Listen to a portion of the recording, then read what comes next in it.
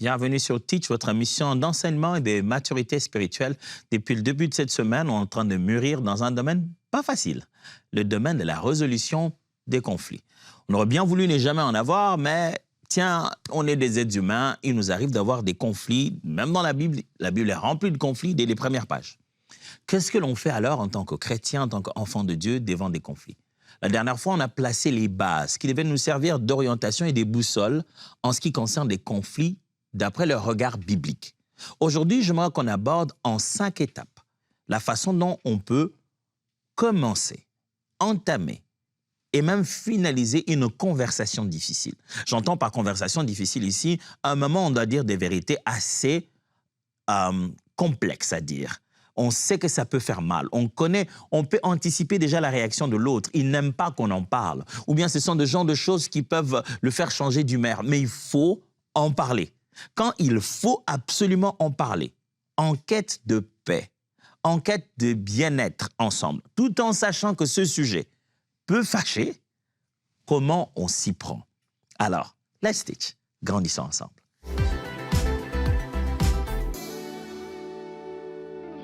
Ce que je voudrais aujourd'hui avec vous dans cette émission, c'est nous permettre d'acquérir un peu, pas à pas, de façon très pratique et très biblique, surtout conduit par le Saint-Esprit, les choses qui peuvent nous aider à aborder des sujets sensibles avec les frères et sœurs, même avec des non-chrétiens, tiens.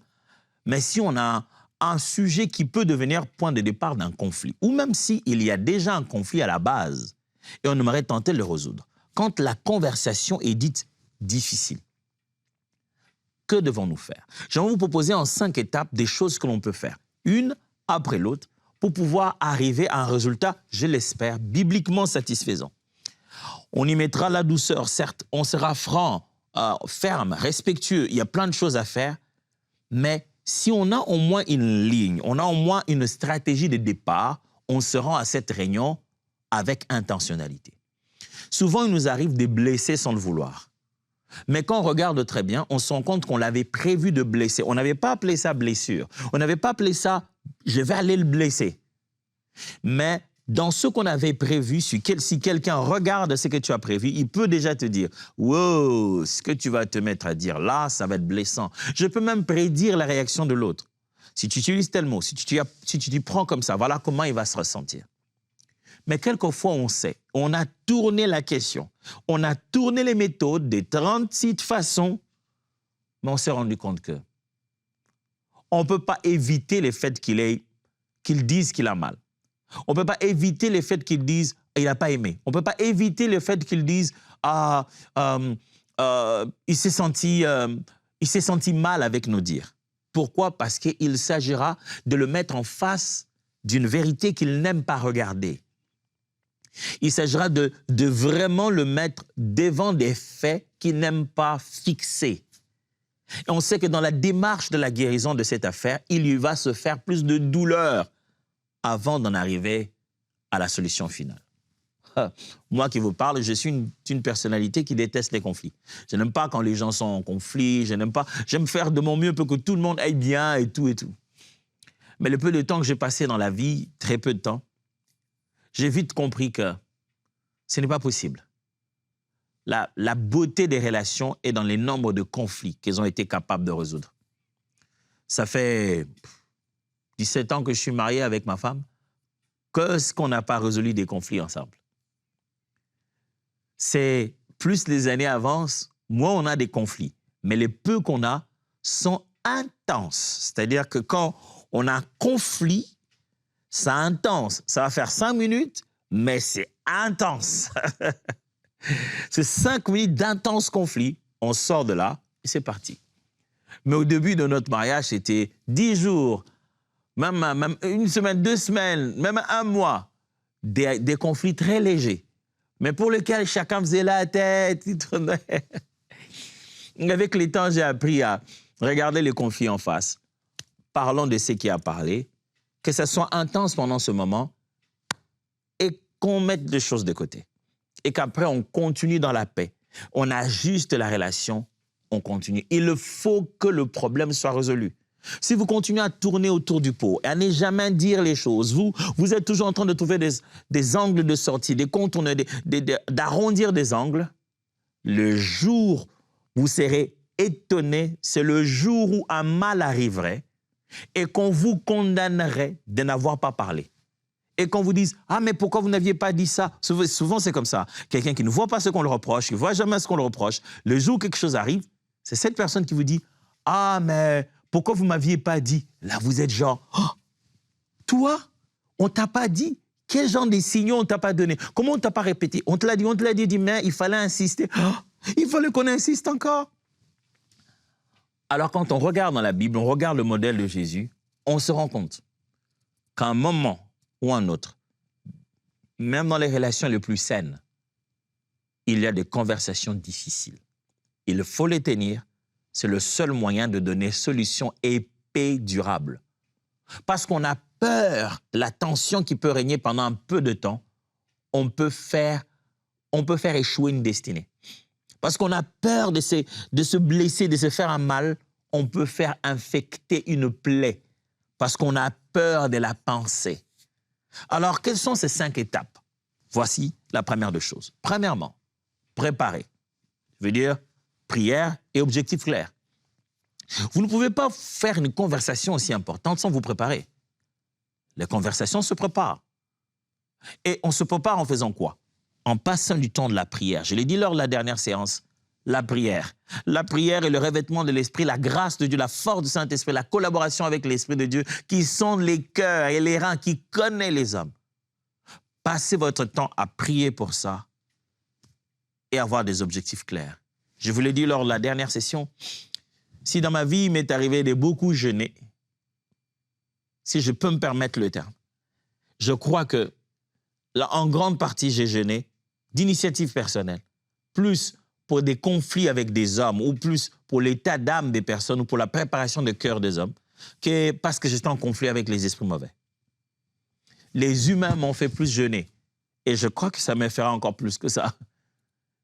Parce que le cœur de l'homme, je vous assure, si vous n'allez pas voir Dieu, il n'y a pas vraiment de résultat. Quand je parle du cœur de l'homme, je ne parle pas toujours du cœur de celui qui va vous écouter. Je parle de votre cœur à vous aussi.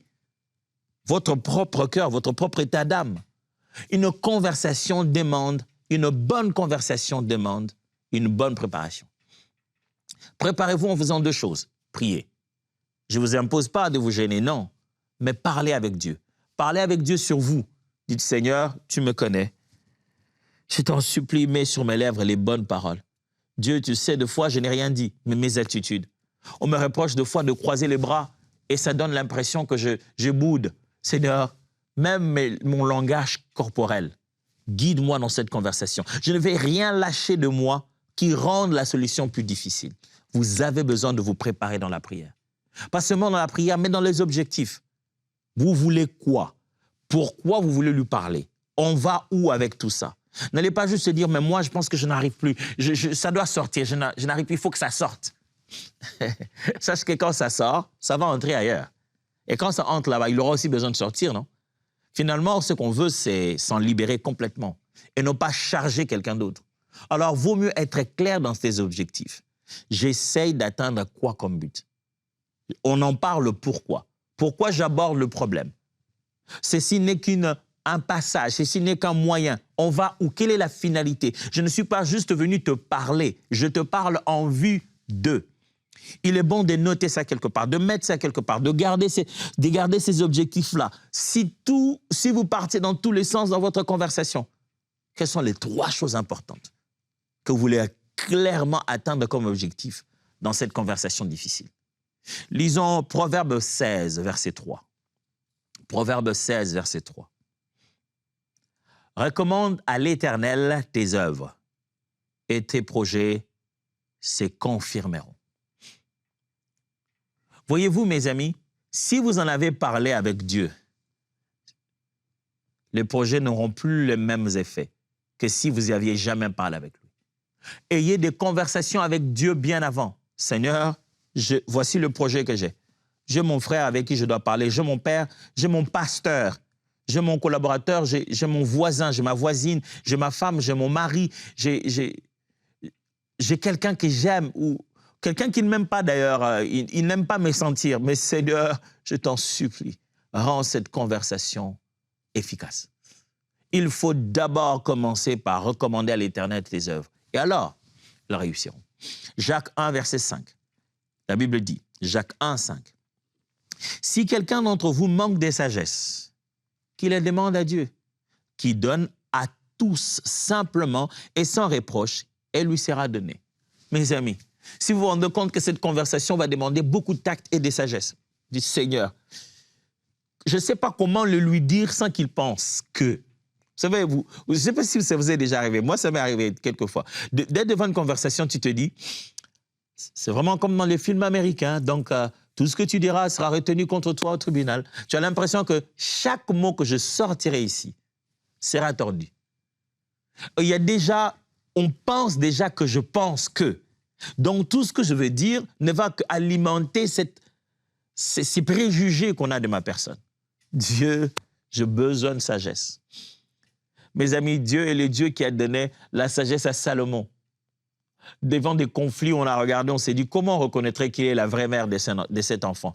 Mais Salomon a fait quelque chose d'incroyable. Boum! Une sagesse élevée. Et on a su reconnaître la vraie mère. Ce Dieu-là peut te donner la sagesse. Même plus, Jésus parlant dans ses jours sur la terre, il disait, il y a ici plus que Salomon. Oh, gloire à Dieu. Je suis heureux d'avoir Christ dans mon cœur et il est plus que Salomon, d'une sagesse plus élevée. Que lorsque l'on passe du temps dans la prière à parler avec Jésus en lui disant, Seigneur, qu'aurais-tu fait ici? Jésus, dis-moi, qu'est-ce que tu aurais fait? Toi, au XXIe siècle, au moment où on a fait un prompt, on a généré une image qui est en train de raconter le contraire de ce qu'on est en train de croire. Jésus, toi, tu ferais quoi à ma place? La prière te positionne le mieux pour te préparer à une conversation difficile. 1, préparer. Donc, prière et objectif clair. 2, choisir les bons moments et les bons lieux. Dans les 3 paramètres qui influencent tout ce qui s'est fait ici sur Terre, je vais dire le temps, l'espace et la matière, ces 2 choses appelées temps et espace influencent énormément l'issue d'une conversation difficile. Si vous devez parler avec quelqu'un des choses sérieuses, des choses difficiles, et vous dites, est-ce que ça va passer ou ça va casser? Sachez-le que ça ne dépend pas seulement de lui en tant que personne, qui est la matière dans les 3 éléments que j'ai cités ici. Ça dépend aussi de quand, ça dépend aussi d'où. La même personne, on peut lui parler de la même chose, avec les mêmes mots. À un endroit, il réagit autrement, à un autre, différemment. La même personne, avec les mêmes mots, le même sujet, on peut lui parler de la même chose à un autre moment et il réagit différemment. N'avez-vous jamais entendu quelqu'un vous dire « Mais tu aurais pu me voir plus tard » ou « Tu aurais pu me voir plus tôt, pourquoi tu m'en parles maintenant? Pourquoi tu m'en parles devant mes amis ?» Tu lui parles maintenant là où il est assis avec ses amis, c'est différent si tu lui parlais après, quand il est assis seul. Alors il est très important, bien-aimé, si vous voulez prendre une conversation difficile, comme on dit, prendre les taureaux par les cornes, il faut choisir où et à quel moment. Choisir le bon moment et le bon lieu. Ecclésiaste chapitre 3, verset 7. Un temps pour déchirer, un temps pour coudre, un temps pour se taire et un temps pour parler. Il vient de commencer à citer depuis un moment dans ce chapitre 3, il dit chaque chose a son temps. Et il commence à citer les différents temps. Il y a un temps pour se lever, un temps pour s'asseoir, un temps pour ramasser, un temps pour jeter. Il arrive et dit au verset 7, un temps pour déchirer, un temps pour coudre, un temps pour se taire et un temps pour parler. Le temps pour parler existe, comme il y a eu le temps pour se taire. Si tu ne choisis pas le bon temps pour parler, ça ne marcherait pas. On dit souvent ceci, tu t'énerves parce que tu as parlé tard.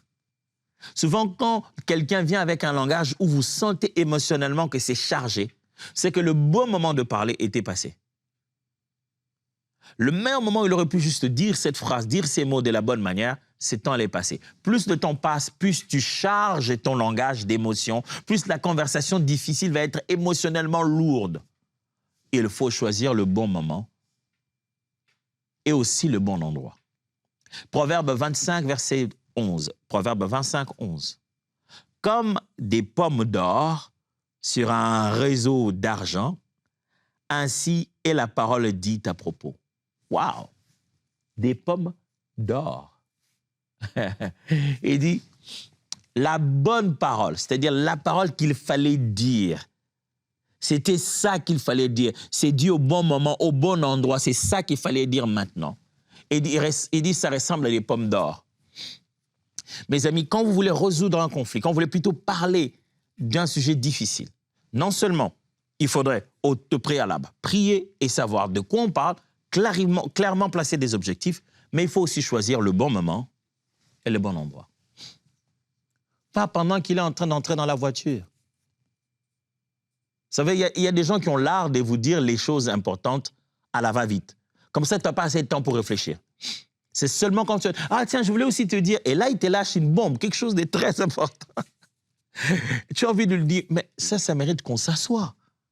Qu'on en parle. Ah, qu'est-ce qu'il y a à s'asseoir ici? Est-ce que on ne peut pas en parler debout? Non, il y a des choses qu'on ne peut pas en parler debout. Il y a des choses qu'on ne peut pas en parler au salon. Il y a des choses qu'on ne peut pas en parler en passant. Il y a des choses qu'on ne peut pas en parler au téléphone. Le bon moment et le bon endroit. Troisième étape.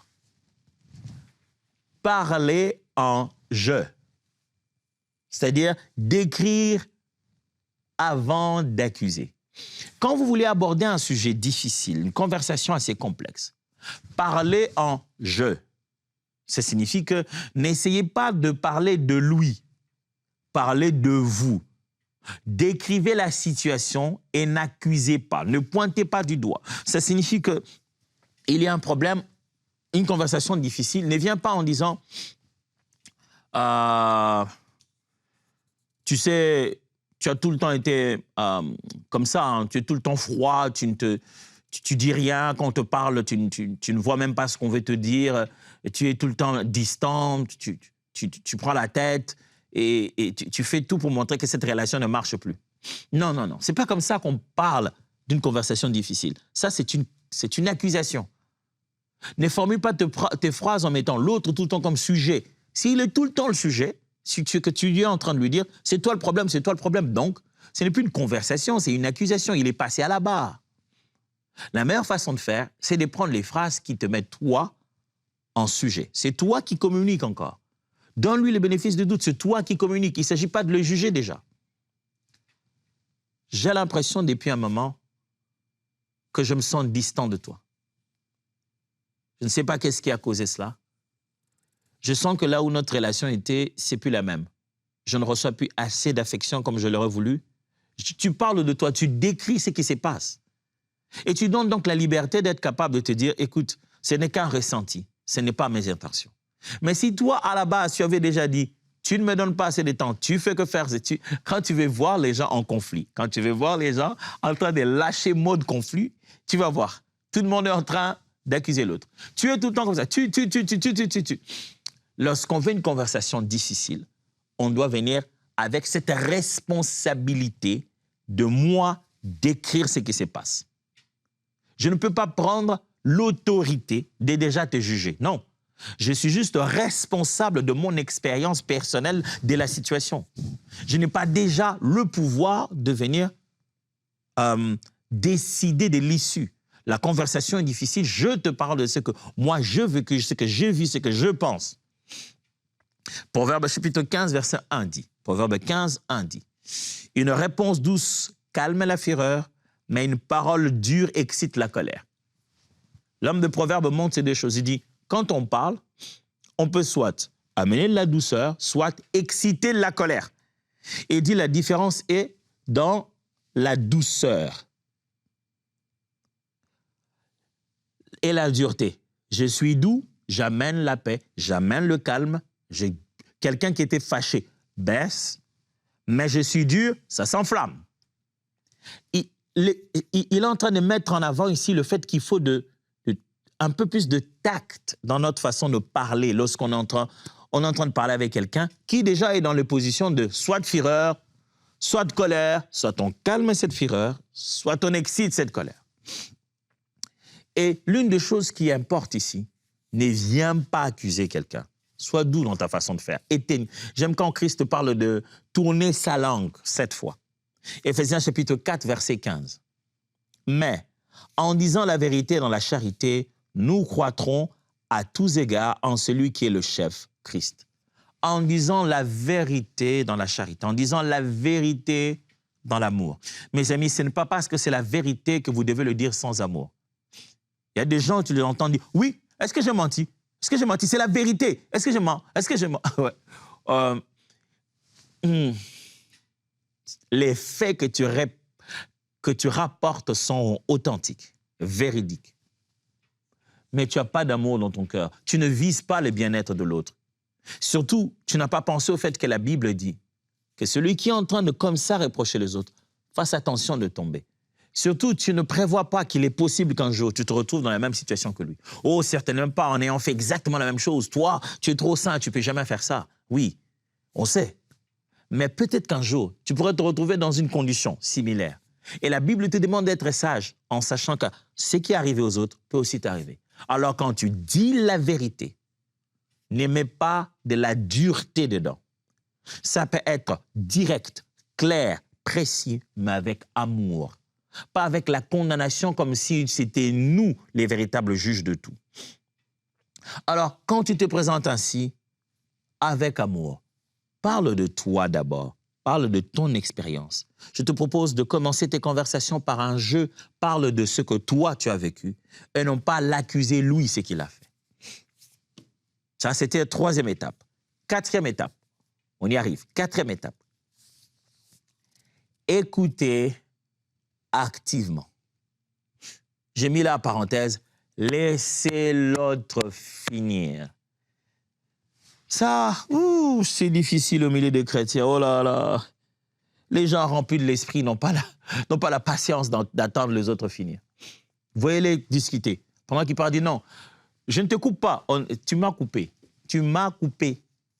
Il dit non, écoute, avec tout le respect que je vous dois, non, tu es en train de me manquer le respect justement.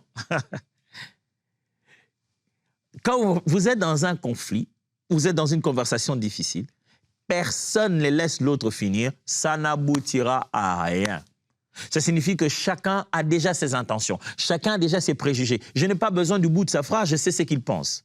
Quand vous êtes déjà en mode où chacun sait ce que l'autre pense bien avant, on entre dans cette omniscience où on connaît chaque intention du cœur de l'autre. La conversation va être sans issue.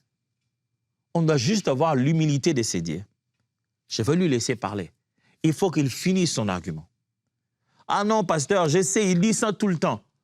Laisse-lui alors finir ça encore aujourd'hui. Il peut encore dire exactement la même chose qu'il dit hier et n'apporter aucune nuance. Mais en milieu de la conversation, si on veut réussir une conversation, aussi tendue puisse-t-elle être, on doit laisser de la place pour l'écoute attentive et active. On écoute pour donner aussi un retour.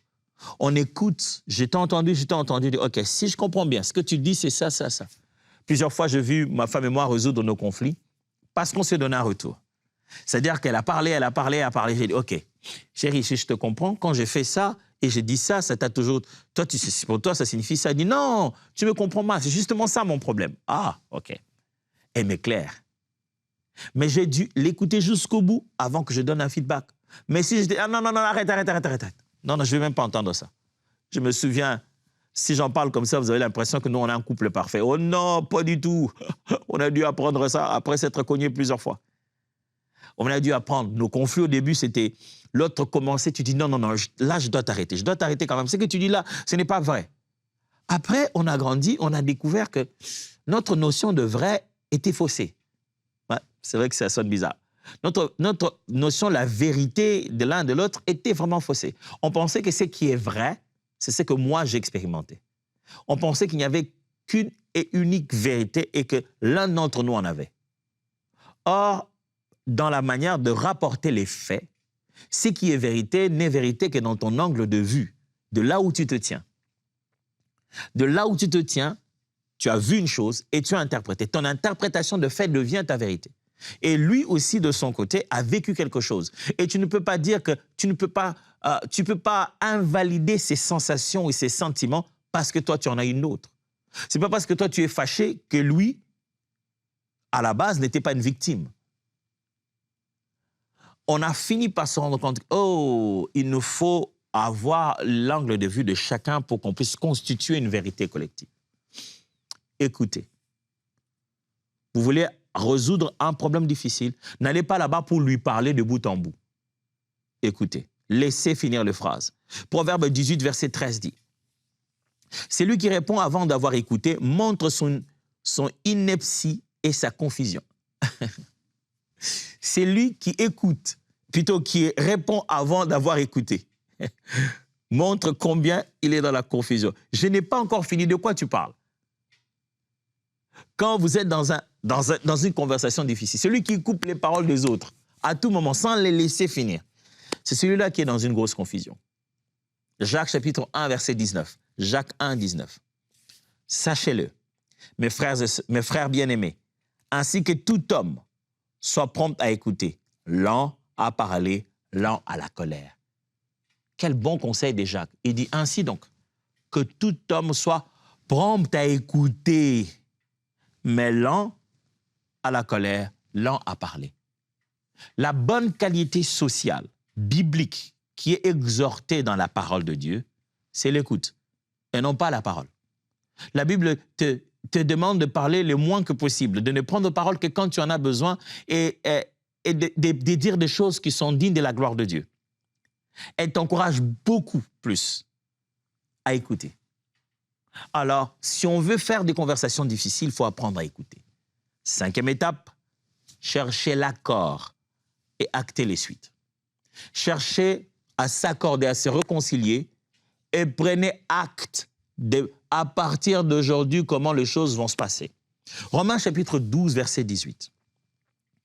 S'il est possible, autant que cela dépend de vous, soyez en paix avec tous les hommes. La Bible nous le dit. En tout cas, à moins qu'on soit dans des conditions où j'ai tout fait, ce n'est pas de mon ressort, il n'y a rien que je puisse faire.